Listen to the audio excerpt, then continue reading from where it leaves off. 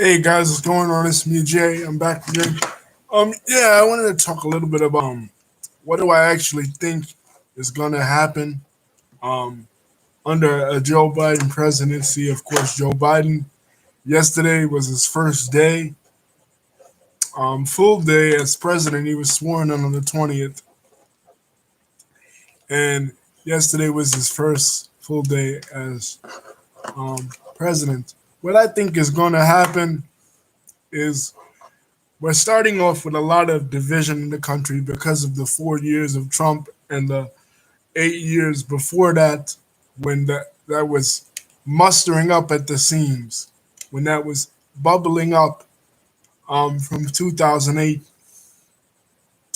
to 2016, and it finally overflowed. It was like a cup, and she put too much liquid in it, and all of a sudden it fills to the top, fills to the brim, and then it overflows. And for the past 4 years, it overflew, and then we had a pandemic on our hands, and then we had race riots, all that stuff I talked about in other videos. Um, and we're at this point now with Biden as the president, where it's a very divisive environment. Biden talked a lot about unity yesterday. I mean, when he was sworn in, not yesterday, day before. When he was sworn in, he talked a lot about unity. He talked a lot about healing the division that this Trump's presidency caused, hatred that Trump's presidency caused. I don't really feel that Trump's presidency really caused any of that. It only exposed the wounds that were already existing in the country, that had been, quite frankly, existing for ever. If there is such a concept from the beginning of the country, at least since 1607, which was the first permanent English settlement that existed in the country. From that point on, the English settlers made a demarcation between themselves and the Native Americans. And then in 1619, they later brought in African slaves and created the system of chattel slavery, which then, even in 1776, when the American colonists chased the British away, after the Revolutionary War, they didn't grant full citizenship to black citizens. They denied black citizens citizenship. So it took another war to end that, and an Emancipation Proclamation, which didn't really end systems of oppression. It only ended legal slavery because for like a couple of years we had Reconstruction, and then the rise of the Ku Klux Klan, and then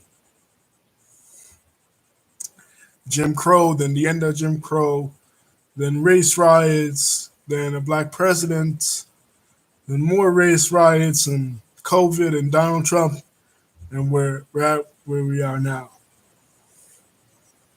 So, what do I think is going to happen in the next 4 years?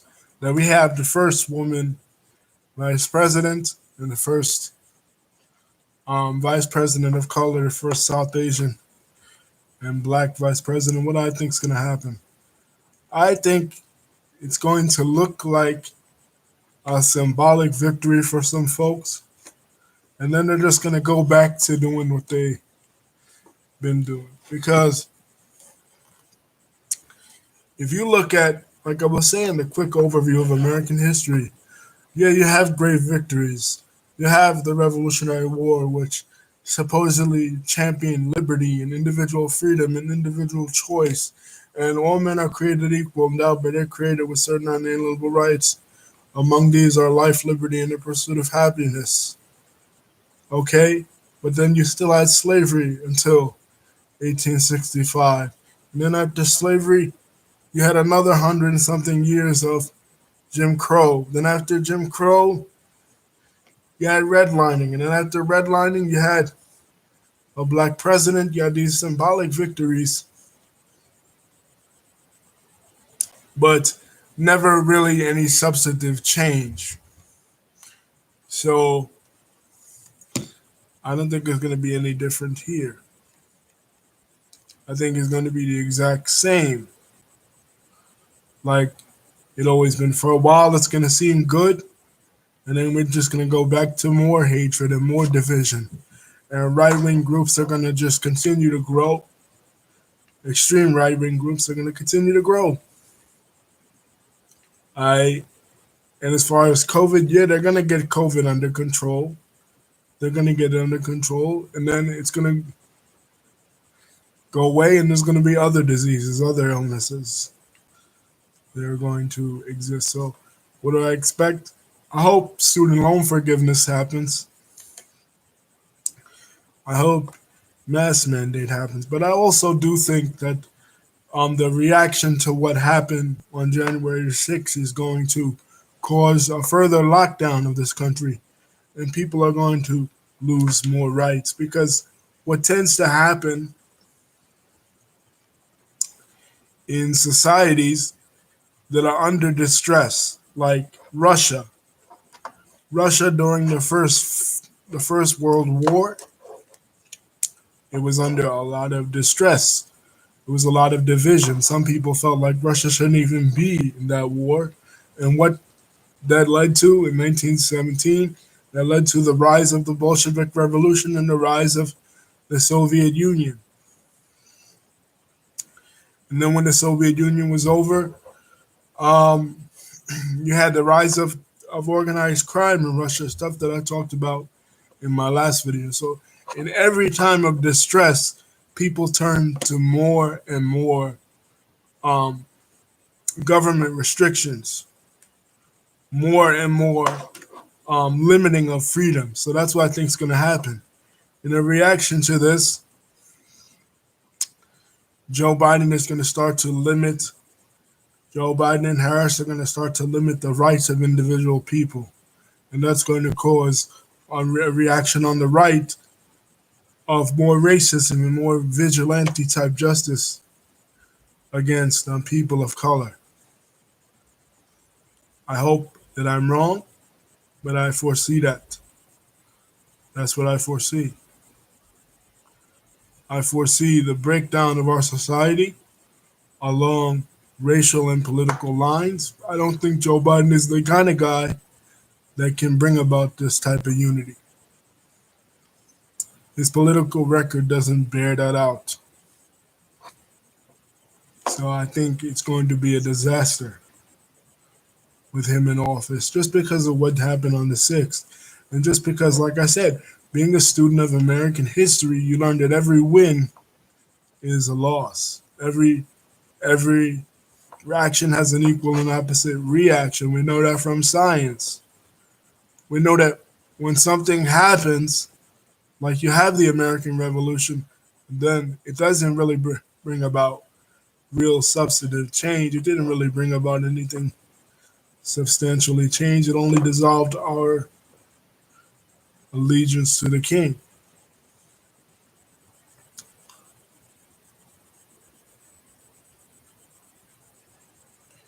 So, that's what I think. It's not going to really change much of anything. We have to be the change. Major revolutions occur with the people. And keep in mind that the Democratic Party, of which Joe Biden is a part of uh, the mainstream political establishment, and is not any kind of revolutionary party. So they're not going to change much of anything. If anything, they're going to continue around on the road we're going. Because, like I said, if you started the American Revolution, then you got another 90 years to go to the end of slavery, then another 90 years to go to the end of Jim Crow. Then after Jim Crow, you have Martin Luther King's assassination. Then you have de facto segregation. Then you have the prison industrial complex. Then you have police brutality. Then you have a black president. You have the rise of the Tea Party. From the rise of the Tea Party, you have domestic terrorism, the rise of Trump. After Trump, you have Biden now. So with every victory, there's two steps forward, one step forward, two steps back in every victory, including this is like with the Middle East. Okay, you might have one victory here in the Middle East, but you got 10 losses right behind you.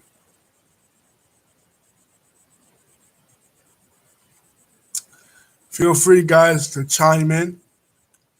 Anybody that has a different opinion that might think something different.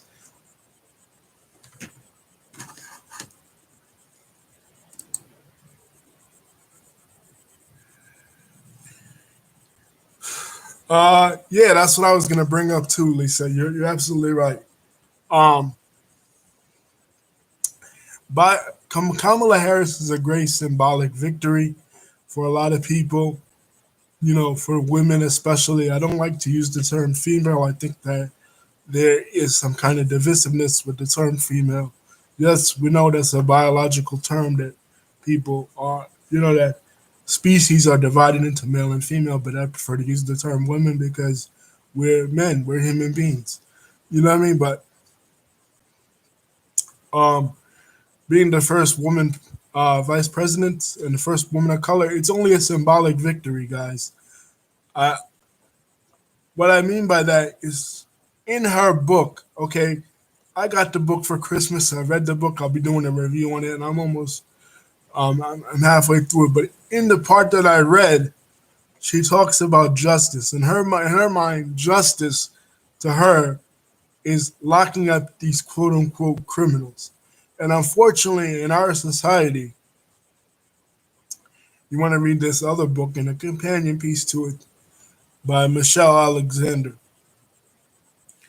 called The New Jim Crow. In our society, black men are locked up in disproportionate numbers. Black people in general, but men are locked up more than women. So, being that that's the case, disproportionately, African Americans were incarcerated in the state of California that she was the Attorney General of during her term.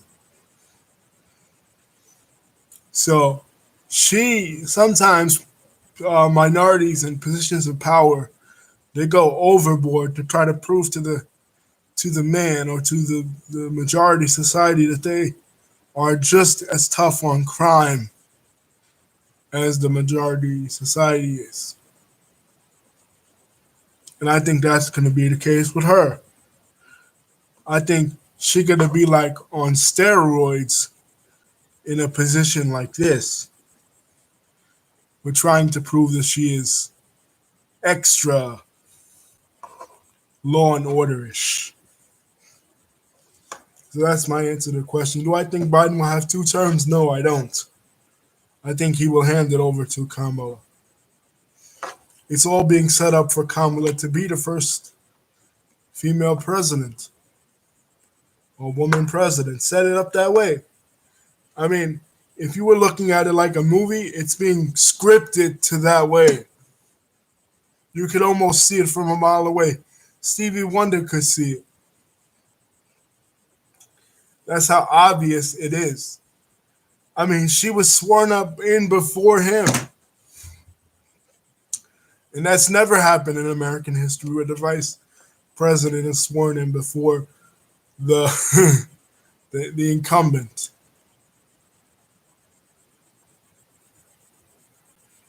Never happened in American history before.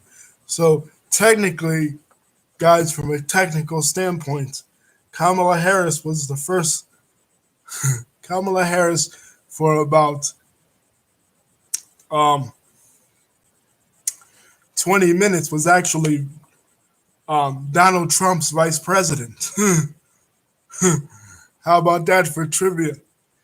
She was Donald Trump's second vice president after Mike Pence, because she was sworn in before Joe Biden.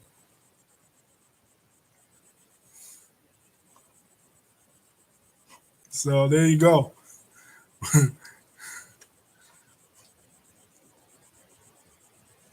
It's all being strategically placed. They had an Obama, then they had a white Obama. Then they have a female Obama. You know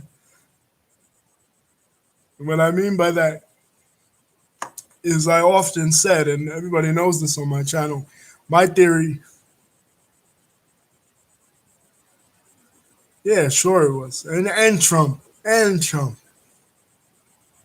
It was this is all part of the elite's plan. They're all doing this. It's all orchestrated. It's political theater.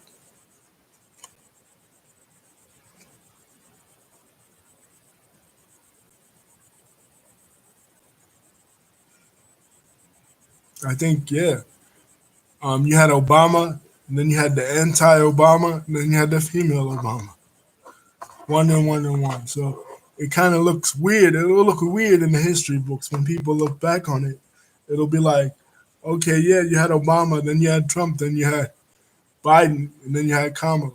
Biden's a fall guy because he's safe. They couldn't get Kamala in, so they got Kamala in through the back door with Biden.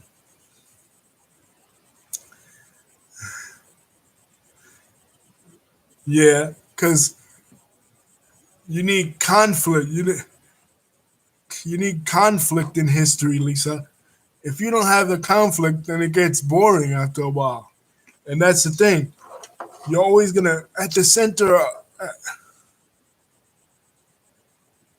yeah, at the center of this conflict in this country, since I like I said, since the very beginning, people talk about the 1619 project. Trump is against the 1619 project.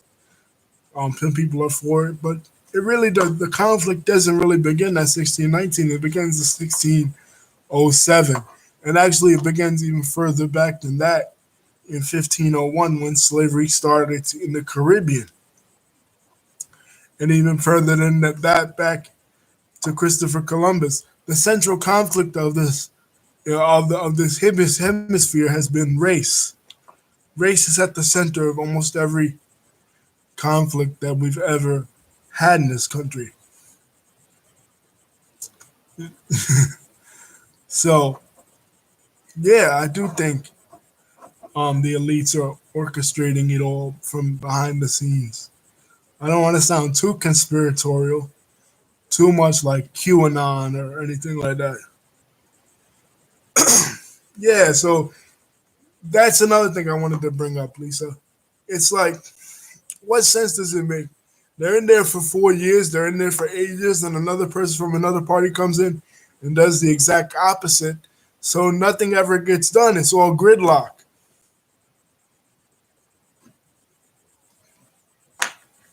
You know what I mean? It's all gridlock. See, I have my water.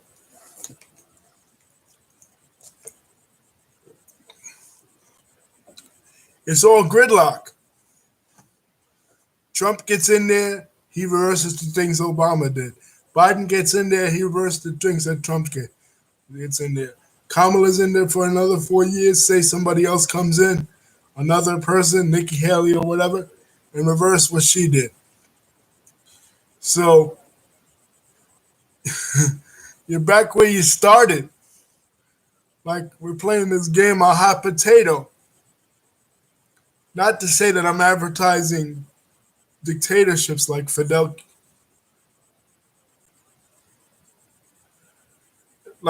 Castro or anything like that, but at least good or bad, the things that Fidel did in Cuba actually stuck because it was all Fidel. It was Fidel for years and Fidel for decades. You know, if one person calling the shots. You can't have 20 people calling the shots with all different, political agendas and all different political philosophies. Not to mention they're all um, paid off by these lobbyists anyway, not to represent the people. So eventually, people are going to get tired of this game and they're gonna get tired of this BS, and they're just gonna say, you know what? Put a king back in office, put a queen back in office, put some kind of dictator, because how long can we go back and forth like this before we look all stupid? you know, every 4 to 8 years, yes, it's like you got a pilot, and every 4 to 8 years you put in a different driver, a different guy or a different lady driving the plane. How's that ever? How are you gonna get anything done? You're never gonna get anything done that way.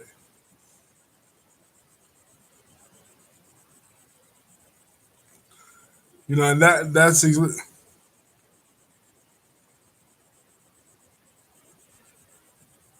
yeah. They were wanting universal health care for years. You're right. See, when we got the most done in our country was when FDR was in office, because it was all FDR. It was FDR for 4 terms.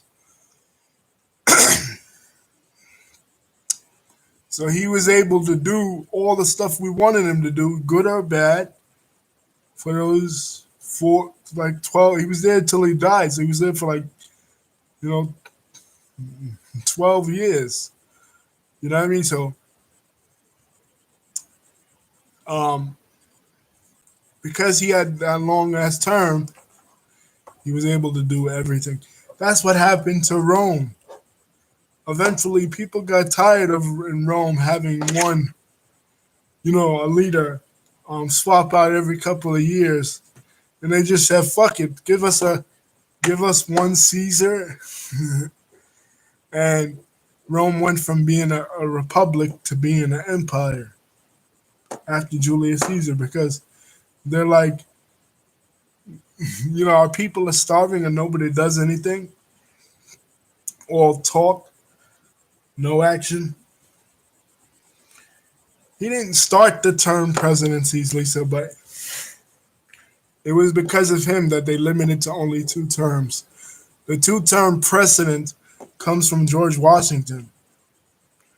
George Washington stepped down after 2 terms, but it was never codified into law until after FDR died, that it could only be 2 terms.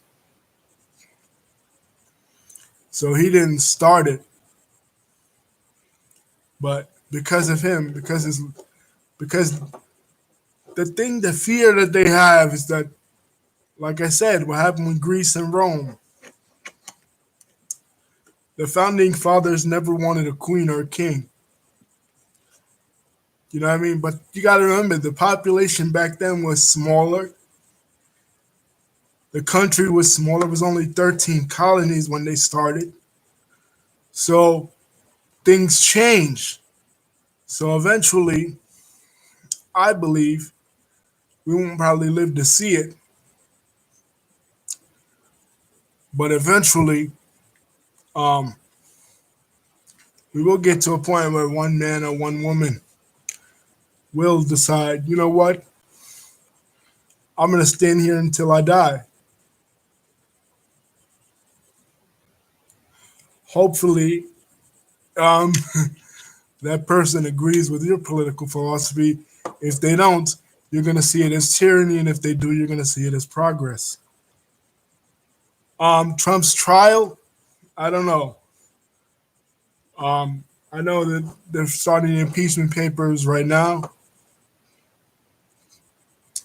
This thing is going to divide the country even more, guys.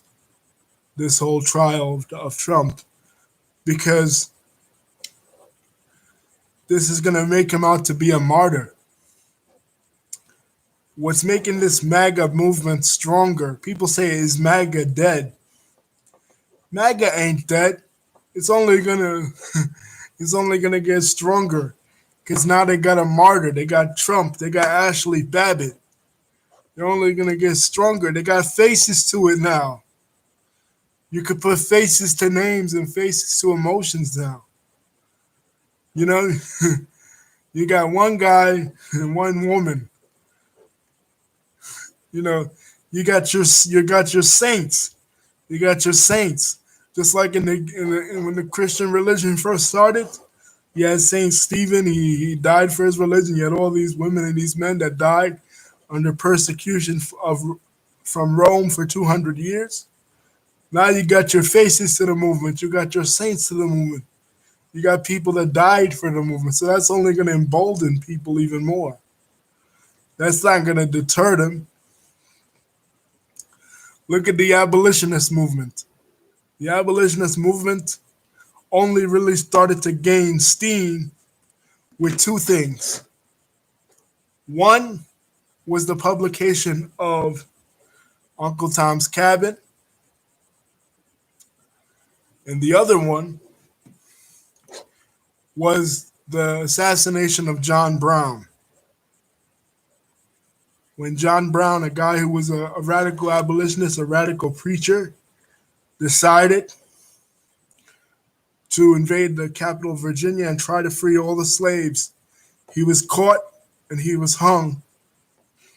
But his face became the face of the rebellion of the slaves. Even the song, which became the battle hymn of the Republic, the song was originally called John Brown's Body. John Brown's body lies a molten in the grave. He's going to be a soldier in the army of the Lord. That was the original lyrics. So now they have their face, they have the face of the movement, just like Trayvon Martin became the face of the Black Lives Matter movement. What did I think of the inauguration? I thought the J-Lo thing was kind of stupid. Let's Get Loud stuff. I just think that was just a reaction to J-Lo, like she always sings that song. So naturally, I think that just came out. you know, I thought there was a lot of emphasis on the way people were dressed, more so than any other inauguration, because it was heavily female, heavily more women than ever before. So people were paying attention, like Michelle Obama, the way she was dressed, J-Lo, Kamala. Whereas I hope it doesn't become like, I hope that doesn't set a precedent, really, because then inaugurations will start to look like award shows now. You you have Perez Hilton on the red carpet and shit. You talk about this one slayed and that one slayed. You're attracting a different type of culture that's not as serious about the issues as it would normally be. But of course, you had Trump as the president, so I mean, all decorum and all that shit is thrown out the window now. Politics is entertainment. Oh, yeah, the young lady's speech. That was a beautiful speech. I forget what's her name. Amanda, the young lady Amanda.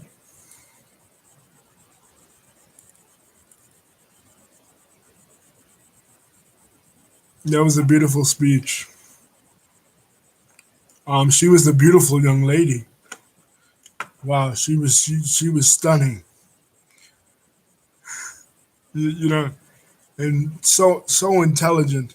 And what she said, she reminded me of a young Maya Angelou in a way. Like I used to love when Maya Angelou was alive and she would touch down with some Amanda Gorman, yeah. When Maya Angelou would touch down with poetry, like you need some poetry in your life. Poetry is something that is very much missing in our society. Um, the ability to use language in a really intelligent and sophisticated way uh, is gone from our society. Poets are really the backbone of many societies. In Africa, that's the case. In ancient Greece, that was the case with Homer. Um, in a lot of the Arab societies, even pre-Islamic Arab societies, poetry and rhetoric was something that was highly prized. The ability to use language in a sophisticated type way. Hold on, guys. By the door. In a sophisticated type way, and to use rhetoric. So I appreciated poetry. I love English. I love literature. So I appreciated that young lady's contributions. Oh, the sign language. Yeah.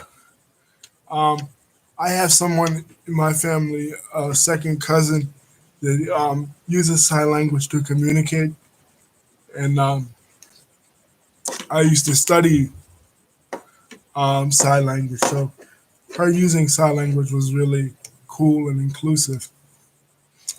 And shout out to the firefighters too. I love firefighters. Yeah, thought that was cool.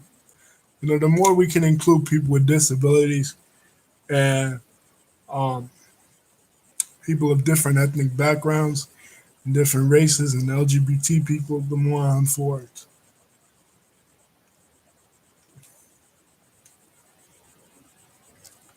But I thought, okay, here's a harsh critique. I thought Biden's speech was the worst part of the inauguration. Biden's speech was really boring. Biden's speech was full of like shit you're supposed to say. You know, like everything was great. The sign language lady, J Lo, Amanda Gorman was great. When it got to Biden, it was like, you know, I fell asleep. You know, like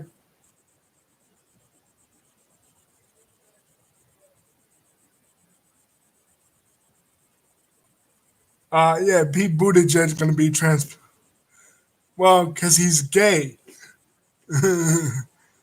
Like, there's no other answer, Lisa, unfortunately, than just representation. See, that's the problem. On the flip side of that, yes, it's cool to have. Well, it was just filled with stuff you're supposed to say, platitudes. Like, of course, we all want to come together. Of course, we want unity. Of course. I mean, really, like, it's like generic. And I wasn't the only one. Barack Obama and Bill Clinton were asleep in the audience. Like these two guys, Barack Obama and Bill, they were very charismatic guys. They were very well spoken gentlemen. Like you could watch a speech from them, especially Obama, and you could be entertained. Biden, not really. Like Biden was like, you know, when your grandfather is at Thanksgiving and he gives a toast and he's just going on and on and on, you know, rambling. And it's like, okay, yeah, grandpa, that's great, but we just want to eat food. You know, like, you know, that's what I thought about it. I thought it's like, okay, that's cool. You know what I mean? Like, we already know that. Like, that speech that he gave yesterday was no different than the speech he gave the night he won on November the 3rd.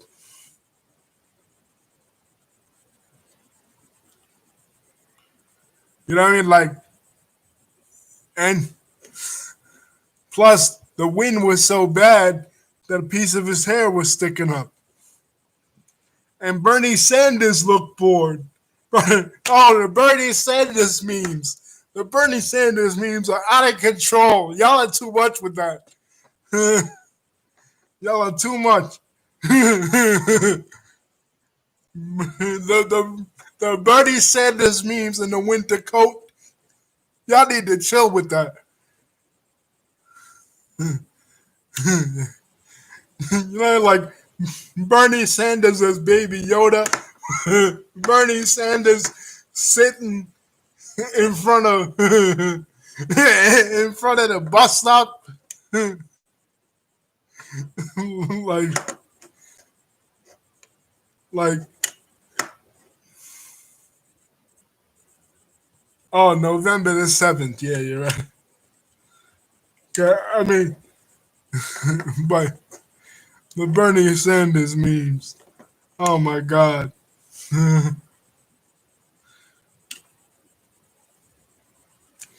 That had me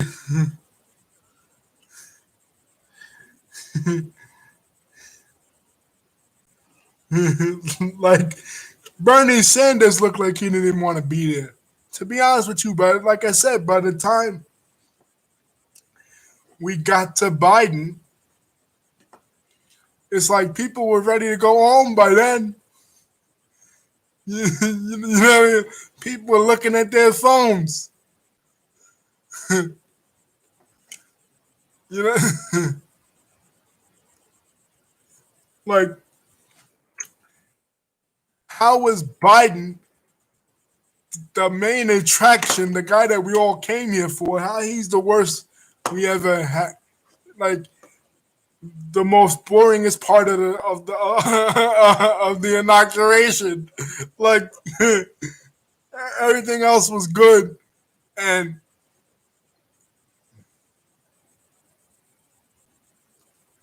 yeah, like, and this is what we're gonna have to expect from folks. I'm sorry to say, y'all might hate me for this, but Trump was wrong on a lot of shit politics wise, but he was entertaining. Like he got a reaction out of you. Biden, it's just like, oh man, like when you're gonna see a Biden speech, it's gonna be just like shit you used to see from politicians from back in the day. Boring. You, you know, like Trump was at least entertaining. Trump made things exciting because whether you loved him or whether you hated him, nobody could say that it wasn't a great show. That you weren't emotionally invested in the stuff that Trump was saying. You know what I mean? A lot of people hated Trump policies, but they can't say that he was not entertaining. He made you laugh. You know what I mean? He made you laugh a lot of times, the things he would say, because he really didn't give a fuck. He didn't know enough to give a fuck. So he would make you laugh a lot. You know what I mean? Like that, right? Obama was too. Yeah. And unfortunately, with Biden, one of the things I expect from him is political disengagement from especially the young people. They were really engaged in Trump. They were really engaged in Obama. They won't be really in Biden. you know what I mean? Like the young people won't care so much about Biden. You know what I mean? We saw it yesterday. Obama and Clinton aren't even young, and Bernie, they're not even young. But even if they're bored and they're politicians and they're used to hearing this kind of speeches all the time, if they themselves are bored, what's going to look like for the general public? You know what I mean? Like maybe Biden could get better speech writers or get a better speech coach. You know, you know, like he's gonna need better writers because that what yesterday that wasn't cutting it. When J Lo outshined you in your own inauguration, you're gonna need you're gonna need help. Yeah, you know, you're gonna need help. entertainment community, SNL, Lisa is not going to care about Joe Biden. We're all going to go. Yeah, probably. Yeah. Okay. Yeah. With Kamala coming in to get the young people. Yeah, it's true.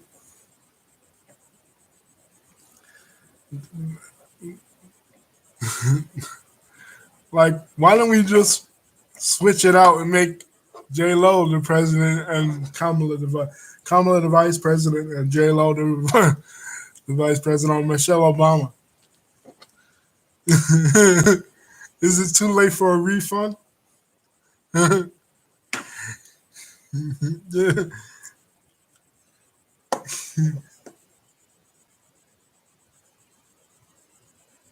Yeah, I think she will. But then again, she's not gonna be up there with him with the speeches. Like she needs to give him pointers in the speeches, because unfortunately, um, Joe Biden is not strong with that. You know, he's not a great speaker. Bush wasn't either. You know, he got around it.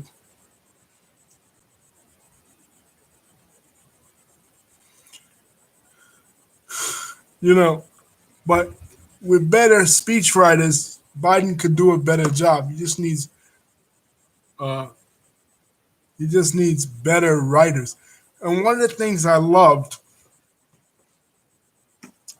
a lot of times in the business world and stuff, you see a lot of women, put each other down. Like you always see, like in rap especially, like Nicki Minaj always beefing with Remy Ma or beefing with Cardi or beefing with this one and that one. One of the things I loved about yesterday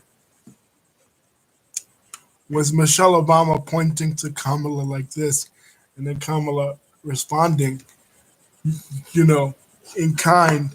And it really showed some kind of sisterhood that you don't really see a lot of in the world, um, especially in the public eye. So much is made about how men are always, together and always showing kind of unity.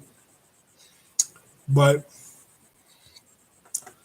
the sisterhood that you saw between Michelle and Kamala, that was really touching. And you don't really see that a lot, especially in today's society. Women are quick to always knock each other down, always try to knock each other down for men's approval, especially in politics. It's really a man's world still, even with Kamala. It's still really a man's realm. And you don't really see that a lot. And seeing as though I think sisterhood, really benefited from what we saw yesterday. It's kind of odd for me to speak about as a man, but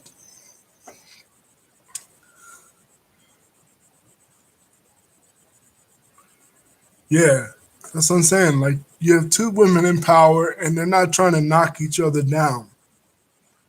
Two high profile women, and they're not trying to belittle each other. They're not trying to one up each other. They're not trying to be the head boss lady by knocking her sister down. She's bigging her up. And you don't see that a lot with people of color, and you don't see that a lot with women of color. You always see us, with a crabs in a barrel mentality, trying to knock each other down, trying to see fault in each other instead of trying to see the good in each other. And that was cool. You know what I mean? Like, if you have daughters, not only to them to use Michelle Obama and Kamala as examples of what they can achieve individually as women, but also in how sisterhood is important. Don't just achieve at the expense of your sister, but big your sister up. You know what I mean? Don't try to knock her down. Try to big her up. Wars. That's an interesting one. I don't think we will if we get Kamala in. But I do think if Biden stays in for full term, at least I think we will be in another war because he's in with them.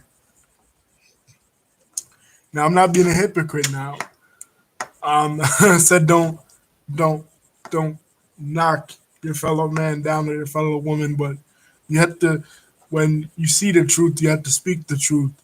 And Biden is in with that war crowd, that was a crowd that was warish before Obama and before Trump. That big mustache guy, John Bolton, those kind of guys. He was buddies with McCain when McCain was alive. We're talking about the old guard here. Biden is no spring chicken. He's been around the block for years. you know, he was in the Senate since the 70s. He's been in the government longer than I've been living on Earth. you know, you know what I mean. So he's cool with all these guys that love this war stuff. Because remember, if the Star Wars: The Last Jedi taught us anything in life, it taught us that governments love war. They thrive off war. They live off war. That's how they make their money. That's how these weapons contractors make their money. Through going to different wars. You're only as good as the last war you fought. In a lot of these people's minds. What's the next Middle Eastern country that we could invade? Iran? Sure. You know what I mean? It's almost like that meme where it's like, oh, that's a nice country you got there. Be a shame if I invaded.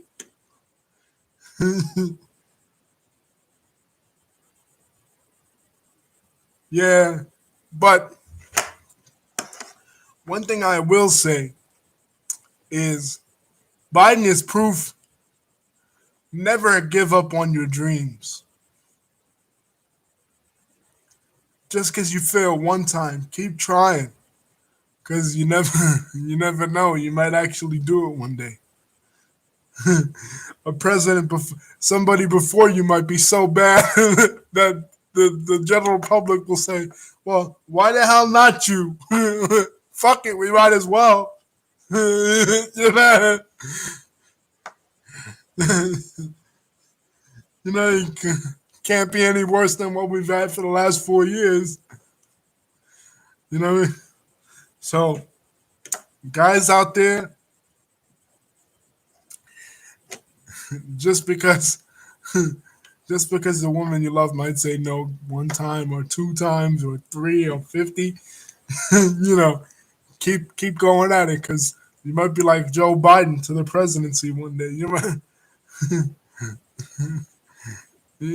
might turn around and your dreams might come true. So don't ever give up because Joe Biden never gave up. you know, it almost reminds me for the wrestling fan, for the wrestling people out there, when Chris Benoit won the World Heavyweight Championship in Madison Square Garden on WrestleMania 20, he said, Jim Ross said, he never gave up. It was years after years after years. yeah, that was kind of like Biden. It was years after years after years. Of people telling him no, people telling him he can't do it, and he finally did it.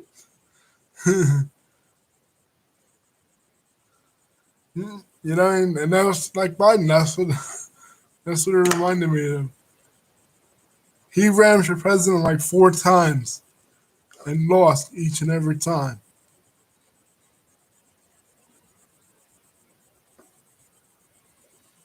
But the unfortunate thing is that he may be too old to enjoy the fullness of it. I hope not. You know what I mean? I hope he find, he's able to enjoy a full 2 terms, at least a full one.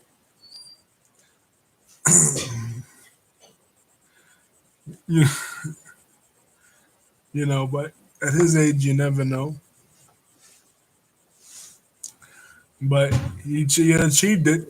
He did what only 46 men in history have ever been able to achieve in the 200 something year history of the United States. So you can't take that away from him.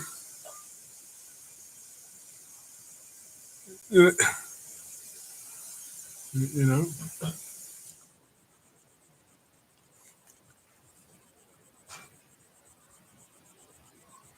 So I don't know. Who's to say this whole video could all be wrong? Biden could have one of the most successful presidencies of all time in history. He could have a better presidency than FDR, better presidency than Lincoln, better presidency than George Washington. Yeah, I think they will eventually put it into the Constitution that you have to be a little bit younger, especially if Biden passes away as president, because um, you know we might see that.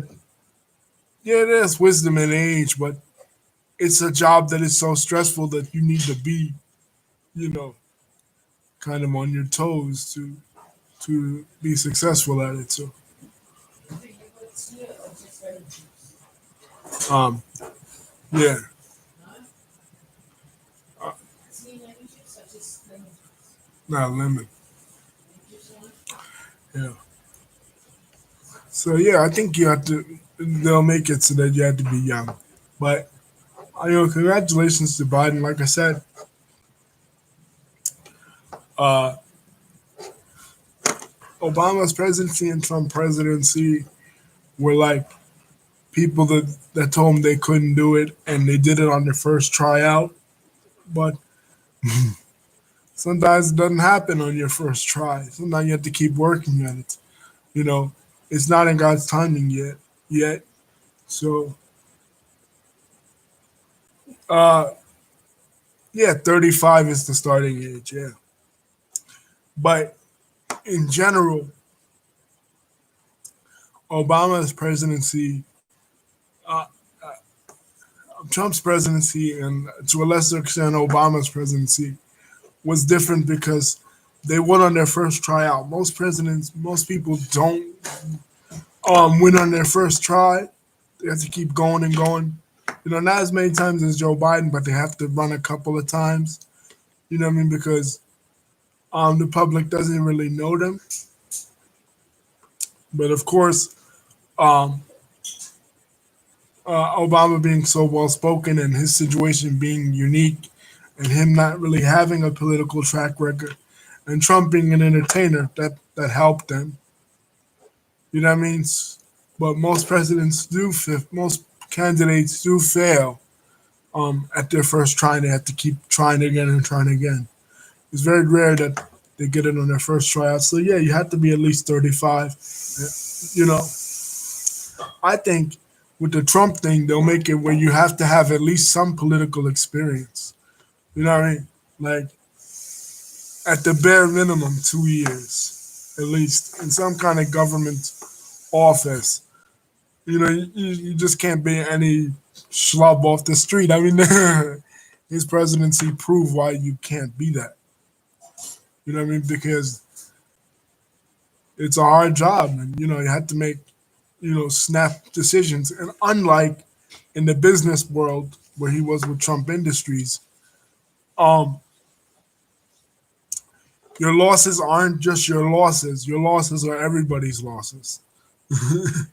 You know what I mean? So in the business world, you're responsible for just your employees, and that's it. If you lose, then you and your employees lose. But when you're an executive of a country or a city or uh, um, a government, your losses are everybody's losses. It's not just you that loses; it's everybody that loses. You're responsible for other people's lives and other people's well-being. So,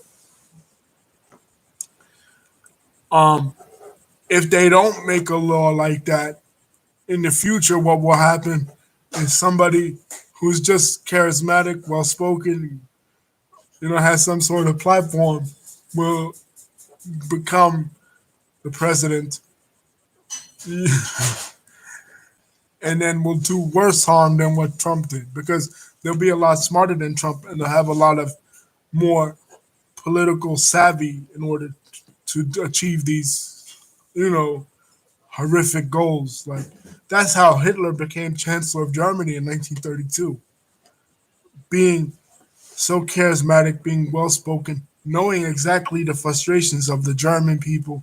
He was able to convince the German people to commit mass genocide against the Jews. You know what I mean? So uh, somebody, if they don't make a law like that, somebody will come in that will be smart enough and evil enough to achieve worse consequences than what even Trump achieves.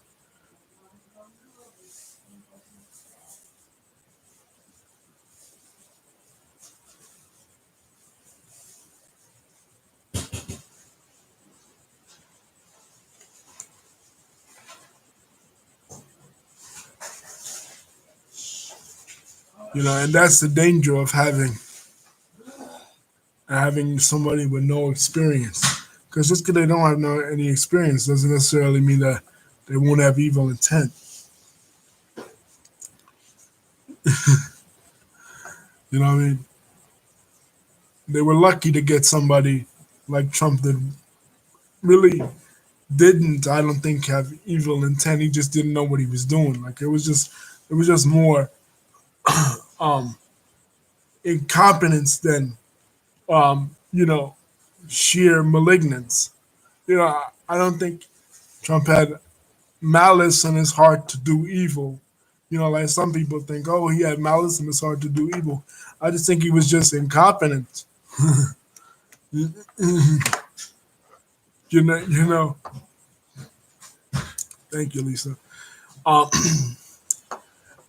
but what if you do get somebody with malice in their heart, that is able to get up there? Then what? you know, it could be a catastrophe. We saw this happen before in history, not only with Germany, but after Germany, with Slobodan Milosevic in Yugoslavia. We saw this happen in the Rwanda genocide, where there are people out there that are very smart, but smartness and intelligence doesn't create compassion. And they're just like there are good geniuses like Stephen Hawking or the guy that invented the polio vaccine, Johannes Salk. They're also evil geniuses, and evil geniuses will want to be attracted to power, and it will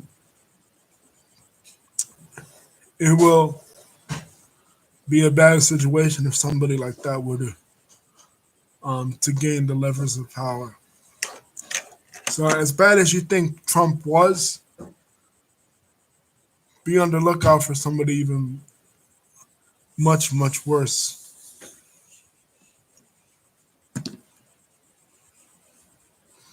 Because I'd rather an incompetent driver that happens to crash us by accident than somebody that's actually driving us into a wall on purpose.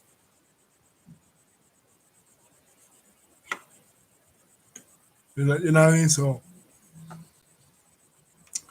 don't fall for the slickest talker or the person with the most charisma. Look into what they actually represent.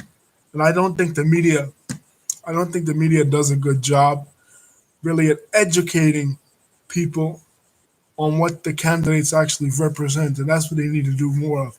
They need to rely less on these sound bites of just slogans. Like, get them to explain what hope and change actually mean, or what make America great actually means. Don't just make it empty political sloganry. Because what happens is the electorate projects projects their hopes and their dreams and their wishes onto that empty political slogan. Like, what does exactly make America great again actually mean? What did Obama actually mean by hope and change? What, a statement like that is so vague. Like, hope and change, we all want hope and change. In fact, change is inevitable. But hope and change, how? Like, what specifically? What do you mean by that? Like, just vague generalities. Because think about when you go shopping, right? You don't just say, I want eggs. You say, I want this type of eggs. I want this type of soda. I want this type of this and that.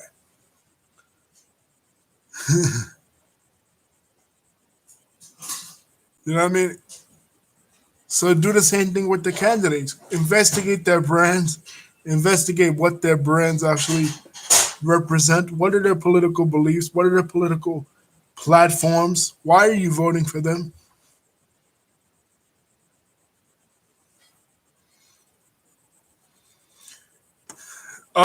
Yeah, I guess, but some people that say they had their jobs shipped overseas um, during the last 6 to 8 years before um, Trump, they might have projected that hope and dream that he would bring that job back from India or China or somewhere in Asia that it was shipped off to. So, not necessarily that every Trump supporter, every person that supported Trump was an actual racist. You know what I mean? Like, I don't think it's fair to say that. That's kind of like a vague generality. That's like saying that all people that are Muslim are all terrorists. Just because they believe in Islam doesn't necessarily mean that they believe in political or radical jihad. You know what I mean?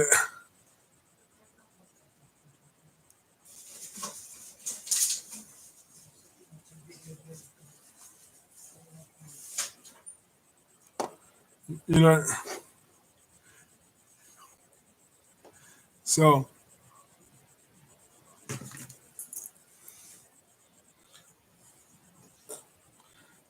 I don't necessarily, um, I don't think people project onto the ideologies what they want to, what they want to project onto those ideologies. You know what I mean? Not necessarily everybody that voted for him is all, all share his beliefs in all the lockstep. See, that's the problem.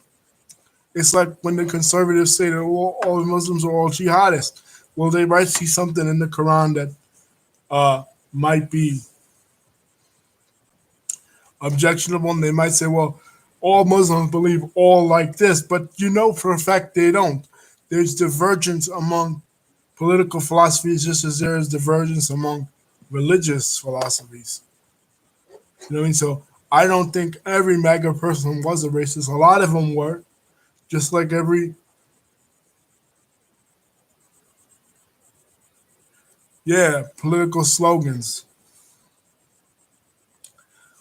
I didn't even think to say that to say that because I was just that just came to my mind like how they how they always give like these, like I said, that's what made Biden's speech boring. Was it was like, well, you're saying a lot without really saying anything at all. You're just saying empty words.